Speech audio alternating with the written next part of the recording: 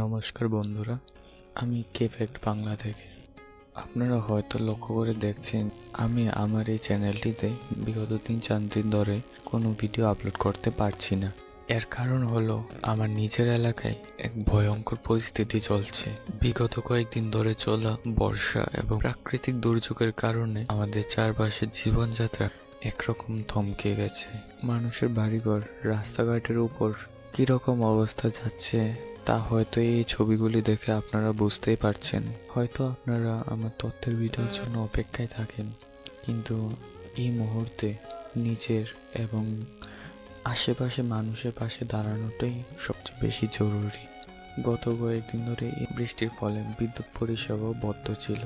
আজকে বিগত 4 দিন পর আমাদের বিদ্যুৎ পরিষেবা আবার চালু হয়েছে, তাই আজকেই ভাবলাম আপনাদেরকে এই ব্যাপারটা জানিয়ে দিই।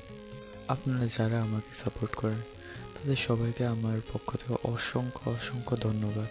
যেহেতু পরিস্থিতি এখন কিছুটা ঠিক হয়েছে, তাই আমি চেষ্টা করব আগামীকাল থেকেই আপনাদের কাছে তথ্যের ভিডিও শেয়ার করার জন্য। সবাই ভালো থাকবেন।